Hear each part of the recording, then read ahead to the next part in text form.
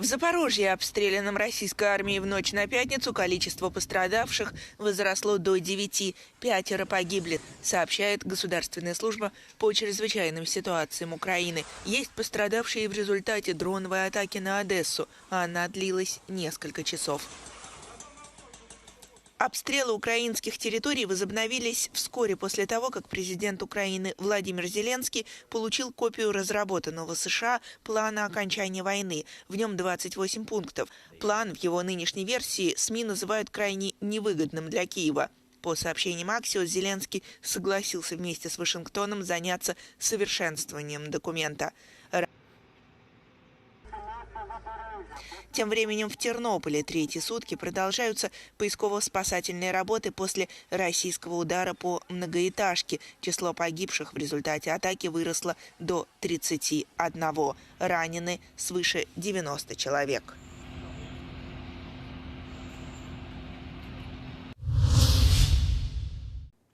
Here with me is a 28-point plan, which was allegedly prepared by the United States and Russia and passed on to Kyiv. Volodymyr Zelensky confirmed that he received the plan and that Ukrainian authorities are reviewing it. Now let's review it together. The plan starts with Ukraine's sovereignty will be confirmed. By whom? Ukraine's sovereignty is already confirmed by Ukraine and its Western partners and indeed international community.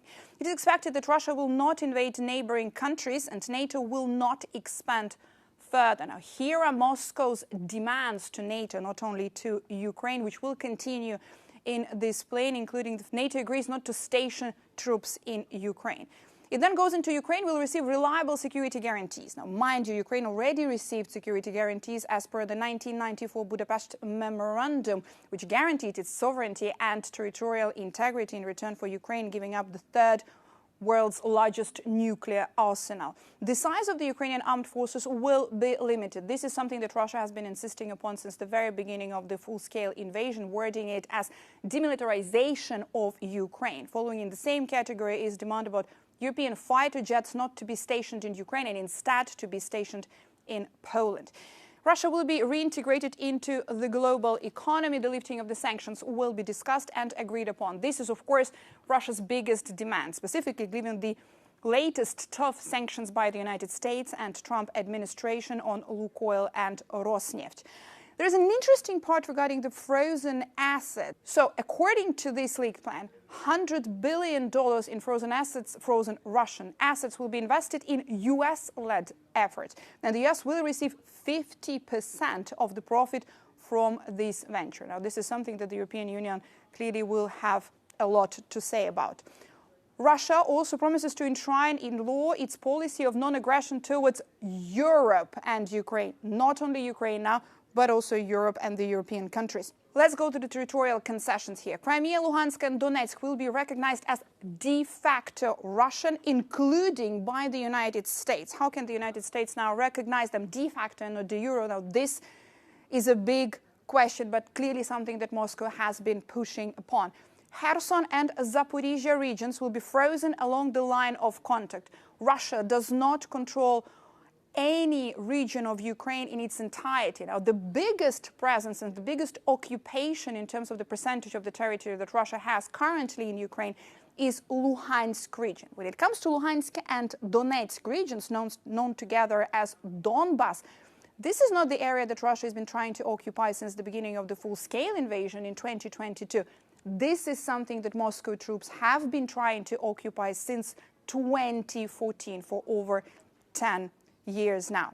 One of the most important points in this alleged plan that was leaked on Thursday, all parties involved in this conflict will receive full amnesty for their actions during the war and agree not to make any claims or consider any complaints in the future.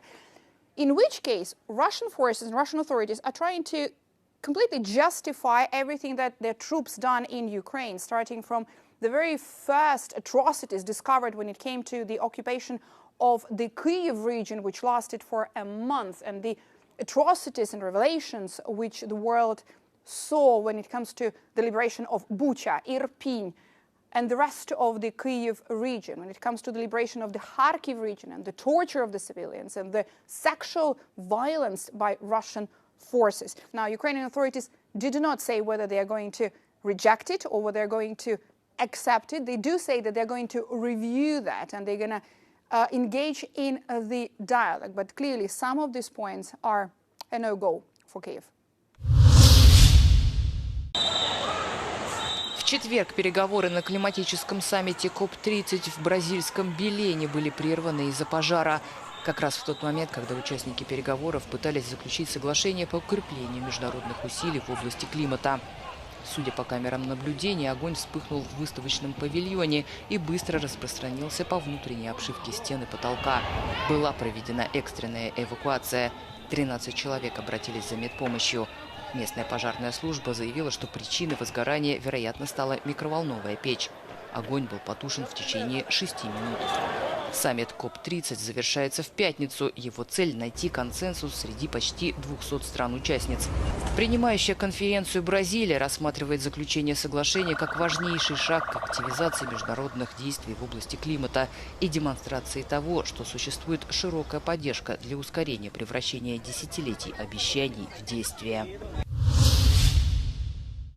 Главное управление по борьбе с организованной преступностью Болгарии и прокуратура города Софии объявили, что 35 человек были арестованы за контрабанду антиквариата в ходе международной операции с участием Европола. Многие охотники за сокровищами, дилеры и высокопоставленные торговцы были задержаны как в Болгарии, так и за ее пределами в ходе скоординированной операции, охватившей 8 стран. Bulgaria requested Europol support almost 2 years ago. Because of the complexity of the case and the intensive investigation measures needed, we have proposed to set up a kind of an operational task force with Bulgaria, Europol, but also European and non-European countries. 30 час се провежда полицейската операция, още не е приключила. На терен имаме над 220 служители на ГДБОП, които извършват множество процесуални следствени действия, предимно претърсване и изземване, както и от прокуратурата казаха, това са на жилища, офиси, различни имоти, моторни превозни средства. Преступная сеть действовала на протяжении 16 лет в Западной Европе, США и на Балканах, и у нее было много субподрядчиков в других странах разных специальностей и профессий. В Греции были арестованы археологи и профессора после того, как появились доказательства их причастности к этой схеме. Общата стойност е над 100 милиона евро на откритите вещи. На черен пазар това не е цена, която е определена на нормалния пазар на артефакти. Още повече говорим за артефакти, които са придобивани незаконно. Някои от тях, голямата им част, от нелегални разкопки в района на Балканските държави, така също и в Италия. Помимо обвинений в международной контрабанде исторических ценностей, члены группы также находятся под следствием по подозрению в отмывании денег и других финансовых преступлениях. Мадридский Риад Эйр Метрополитано продвигается вперед в своем превращении в умный стадион с добавлением новаторских аудиовизуальных технологий, которые меняют представление о болельщиках на спортивном объекте. El Sky Ribbon es una experiencia audiovisual, ¿no?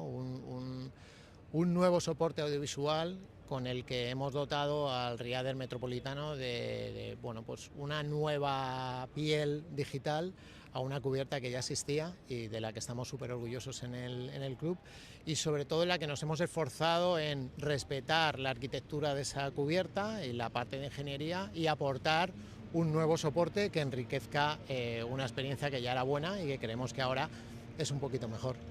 Todo funciona sobre una gran red en la que la conectividad que nos da el estadio, tanto por su red privada como por su red DAS para funcionamiento de 5G, nos permitiera enriquecer mucho más esa experiencia del aficionado, que cada vez está más conectado en su vida normal, pero que por desgracia hasta hace poco tiempo, cuando entraba en grandes recintos donde tiene que compartir su experiencia con otras 70.000 personas, pues tenía problemas de conectividad. Entonces fue uno de nuestros retos y bueno, pues creo que es una de las cosas de las que más orgullosos estamos en el club.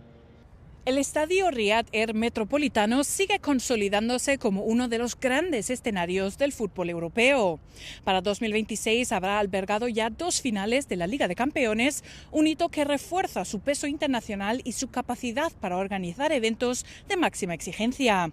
De cara a 2030, el Metropolitano también será una de las sedes del Mundial, situando al Atlético de Madrid y a la ciudad en el centro del mayor escaparate deportivo del planeta. Cristina Chuker para Euronews en Madrid.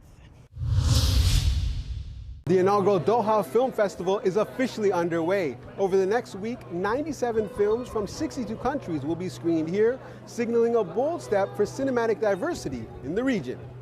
Nearly half of the films are by female filmmakers, and 24 have been supported by the Doha Film Institute itself, underscoring its commitment to new voices.